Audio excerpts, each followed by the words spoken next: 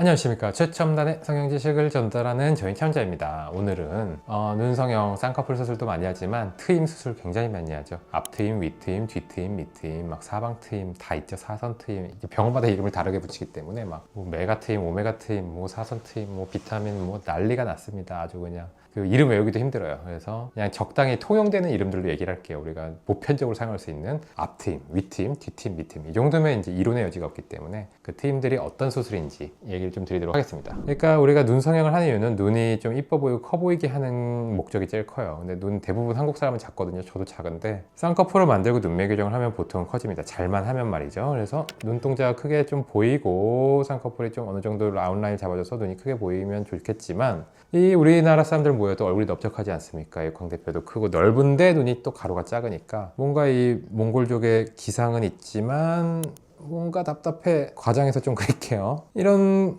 모양이 좀 나온다는 거죠. 이렇게 눈이 올라가 있고 광대뼈가 있는데 이렇게 굉장히 싸움은 잘하게 생겼지만 눈은 작은 그런 비율이 나오는 거죠. 이렇게 머리를 이쁘게 해도 원장님 저 눈이 커 보이고 싶어요 라고 점점점 이렇게 얘기를 많이 합니다. 아 트임해야겠다라는 생각을 먼저 하게 되죠. 트임해야 돼. 요 눈만 딱 떼어서 볼게요. 요 눈만 딱 떼어서 보면 보통 이렇게 올라가 있는 슬랜트, 몽골리안 슬랜트라고 얘기를 하는데 올라가 있는 모양. 그래서 이런 걸 우리가 극복하고 성형수술 안 하신 분들은 눈 화장을 굉장히 적극적으로 합니다. 앞하고 뒤 요렇게 색칠을 하는 거죠. 앞하고 뒤쪽으로 색칠을 하는데 좀 크게 그리면 우리는 몽고주름이라는 존재가 있기 때문에 쌍꺼풀도 자꾸 앞이 먹어요. 그리고 여기가 자꾸 가려집니다. 그리고 이렇게 눈이 올라가 있는 윤곽이 많기 때문에 눈의 언더라인이 위로 확 올라가서 눈이 조금 답답하고 째져 보여요. 그래서 트임으로 이거를 극복을 할 수 있습니다. 포토샵을 하듯이 이 눈을 이렇게 손으로 이렇게 올리면 되고 싶고 아이라인도 그렇게 그리니까 그만큼 트는 거를 이제 트임으로 우리가 재현을 하는 거죠. 뒷트임을 살짝 하고 밑트임을 약간 내려주면 지금 제가 이렇게 빨간색으로 칠한 만큼 눈이 커지게 되는 효과를 만들어 놓은 거죠. 그래서 트임들을 이렇게 앞트임,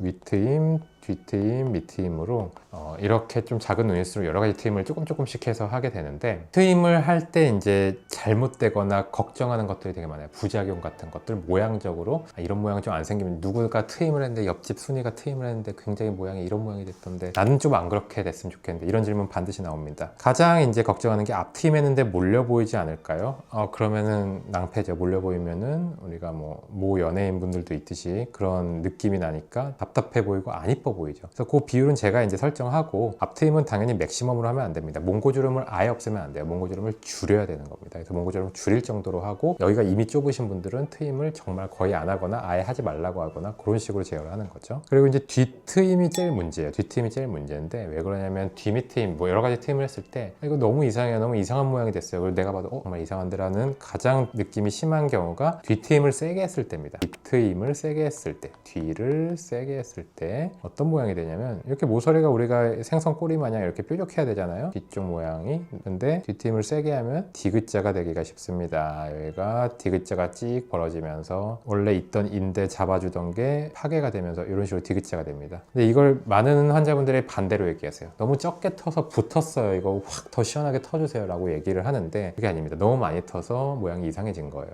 그래서 디귿자 디귿 이렇게 쓰는 거 맞나요? 디귿자가 되는 경우 그다음에 이쪽에 빨간 살이 이제 볼록볼록 나오는 경우 원래 빨간 살은 안 보여야 되는 각도인데 각도가 너무 변한 거죠. 그러니까 뒷트임을 하면서 골막 고정을 세게 한다던가 뭔가 조작을 많이 하는 걸 저는 별로 안 좋아해요. 왜냐면 이런 빨간 살까지 나오는 그럼 뭔가 변화가 생길 확률이 훨씬 높아집니다. 그래서 뒷트임 그럼 어떻게 해야 되냐 뭐 하면 빨간 살 나오고 디귿자 나오고 안 좋다는데 효과 있는 정도로 적게 터야 됩니다. 단순한 방법으로 가장 단순한 방법으로 적게 터서 이 인대 유지될 정도로 터야 됩니다. 그래서 뒷트임은 자제해야 된다. 뒷트임은 보수적으로 해야 되고 좀 자제해야 된다라는 거고 반대로 밑트임은 여기를 내리는 거죠. 약간 끌고 내려가는 수술이기 때문에 리프팅이든 거상이든 뭐든 끌고 내려가는 당기는 수술은 다시 어느 정도 돌아갑니다. 어느 정도 돌아가기 때문에 약간 세게 내려야 돼요. 근데 또 너무 세게 내리면 과교정이 되니까 이제 경험을 통해서 알 수 있겠죠. 그래서 어느 정도는 좀 세게 내려야 된다. 너무 세게 내리지만 않으면 된다 라고 얘기를 할 수 있겠습니다. 그렇게 돼서 6개월이 지나고 지나고 시간이 지났을 때도 이렇게 커진 느낌이 사진으로도 유지되게 만드는 게 제가 하게 되는 수술의 정도라고 할 수 있는 거죠. 그래서 다시 붙는 뒤트임이라는 것에 약간 오해와 그런 모양이 일어나는 원리, 그리고 빨간 살 같은 게 나타나는 경우들, 그리고 가장 여러 가지 트임의 정도, 강도 조합으로 딱 만족스러운 결과를 만드는 방법들에 대해서 간단히 설명드렸고, 트임이 필요한 경우는 결국 쌍꺼풀과 눈매 교정으로 눈을 어느 정도 자연스럽게 크게 만들 수 있지만 부족할 때, 방금 제가 그린 그림처럼 얼굴 비율에서 가로로 커져야 되거나 이 축이 조금 더 시원해지길 바랄 때 수술을 하게 됩니다. 자, 그래서 지금까지 트임들에 대해서 설명을 드렸고, 트임이 어떤 경우에 필요하고 어떤 식으로 해야 되는지 가장 간략하게 얘기를 드렸는데 어떻습니까 여러분? 자, 거울 한번 보시고 얼굴에 비해서 눈이 너무 작다, 뭔가 얼굴에 다른 공간들이 많다라고 하면 한번 트임에 대해서 생각을 해보시면 되겠습니다. 지금까지 전천이었습니다. 감사합니다.